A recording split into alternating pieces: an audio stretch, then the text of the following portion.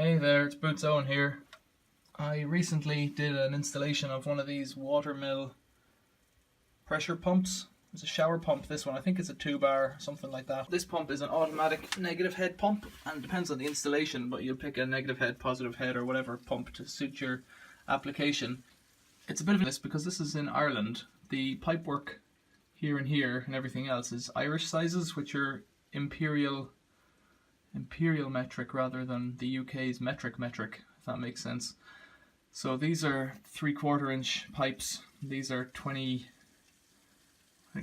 mil UK pipes. So I got the pump in the UK because that's where I live, and then had to try and fit it. So I brought a lot of stuff with me, and it turns out in Ireland you can get these Irish to English fittings, and when I went looking for them in England, they don't exist in England, but they do in Ireland, so that's pretty useful. So what did I do anyways? What have I done? And first of all, why have I done it? Well, the water pressure in this house, it's a single story house, and for the shower, I'll show you. What I have is this bath mixer, and it puts the shower water up to the top. Because I don't really like these pumped electric showers. I think they're pretty wussy as showers go. I wanted to be able to use a full hot tank of water. Not necessarily a full tank per shower, but I want to be able to use all of that hot water that heats up with the central heating through this shower mixer unit, bath mixer unit. And I did it, turned it on, I fitted this unit, turned it on, and the pressure at the shower head was miserable. It was just like a couple of little drops because the roof's there, that's 8 foot high, and then it's only about 6 or 8 inches above that, the joist thickness that the tank sits on. So you might have about 2 foot above that of water in the tank. So you're talking potentially 3 feet ahead with lots of pipe work. So you're practically into negative head, really. It does flow, but it's not really flowing, not in any serious way. So I got this pump, and this found it on Gumtree, 20 quid. They're made by Grundfos now. Grundfos bought Watermill, but I took a chance on it and didn't want to spend any money, so I got the fittings there for about a tenner, €10 or that, in the hardware shop. And then bent up a bit of pipe, split the hot and the cold, and fitted it, and it works a treat. It gives you proper pressure rather than pressure that was there before, the miserable pressure. The ticking noise you can hear is this Grundfos pump. I think it's red hot because the central heating's on at the moment, heating up that hot tank for there you go. If you have the option to fit one of these, I would say just completely go for it. They're an excellent little thing. There's not much to it. They come with push fittings here on the pump on all 4 legs. They've got these flexible couplings so that they're easier to fit, I think, but also because the pump can vibrate, it's got a rubber pad underneath as well. So if the pump is vibrating, you don't want it to be solid fixed into soldered pipes because it'll shake itself apart.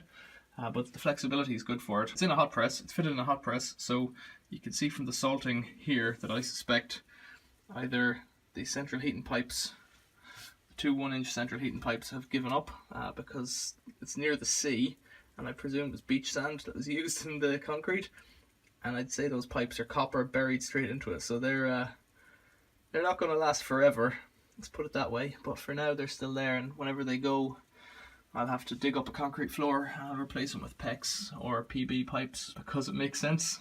I don't know why anybody would use copper anymore. Copper, it has its moments, but I only use it because I've got pieces left over. I really don't buy copper pipe anymore. I'll use PEX and Acorn. I think those are Acorn type fittings.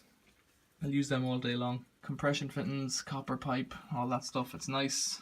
Looks like real plumbing, especially capillary soldered fittings. They look really good. The other thing there I should probably talk about. So how did I figure this one out? Well, I went through it all line by line. Let's think about it. This is central heating because it's got a central heating pump on it.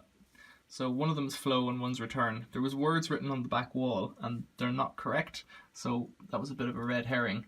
The 1-inch pipes are flow and return to the boiler. So the boiler is outside and the pipes come in through the floor, go up here. Those 2 go up to the hot tank. The 2 here go all the way over to the left and right here, and they go to all of the radiators. Then these 2 here, one goes to the pumped electric shower and the other one is the cold water main rising up to the tank in the loft. And then one of these, I'm guessing I've written this up since I've done it, this one is the hot and this one is the cold. So this one comes down cold water tank in the loft, and this one comes from the top of the hot water tank, which is behind this lagging jacket in this hot press. So all I did was I got a pipe cutter, spun it round, and broke the pipes. I should say first, I turned off the water and drained the system. So I just wrapped a towel around everything here, and it really, I was able to drain it down quite efficiently through the taps in the sink. Broke the pipes with the pipe cutter, so I took out about what would that be, 4-inch, 6-inch section, something like that. It was more, to fit in with what I've got, because the pump is the size it is, and you do have to have these flexies on top. So I would have done it further down, I think, or broken out a longer section, but I had to do it this way. The other thing I thought of doing was putting a load of valves on it.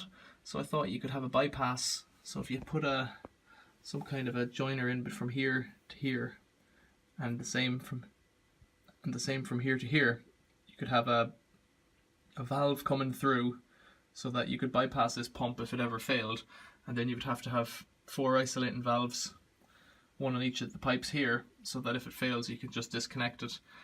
So you'd open the imaginary valve here to let water flow this way, and then you'd close the other 2 valves here and here, so that it wouldn't go to the pump. Then you could disconnect the pump, swap it out. As it stands, if you turn off the pump, there is very, very poor pressure, worse than it was before, because the pump is in the way of the system. But it does what it does, it works okay, and as long as it works, that's fine. And if it ever stops working, what I'll do is I'll just drain down the system and then make up a little loop of maybe PEX or something like that, or maybe just put in a couple of elbows. It's probably the easiest way, is actually just put 2 elbows in, which again will damage the head to some degree, but that would only be a temporary fix until I organise another pump. So there you go. That's a long explanation of my Watermill shower pump, and just for people who like details, if you want to press pause, you can read all that. But I found it to be an excellent little pump. Let's have a look at the taps actually. Let's have a look at the taps, and you can see how much water pressure it's got. So before it comes on, it might be quiet and weak, and then the pump will kick in, and then it'll be quick. Yeah. And you can hear it, and it is loud, and it's so good that it splashes, I think, out of the sink. The taps, and if I turn it off, the pump continues to run for a moment, because it has these pressure vessels, one on the hot side and one on the cold side, and those pressure vessels charge up so that it gives it that little kick the next time you turn it on. I think there are pressure sensors and flow sensors, and so there's a bit of a brains inside that controls it all, but I won't interact with any of that unless it breaks, of course. Then I might have to. Let's keep the old fingers crossed that doesn't happen. Okay, long enough chat. Thanks for watching. See you later.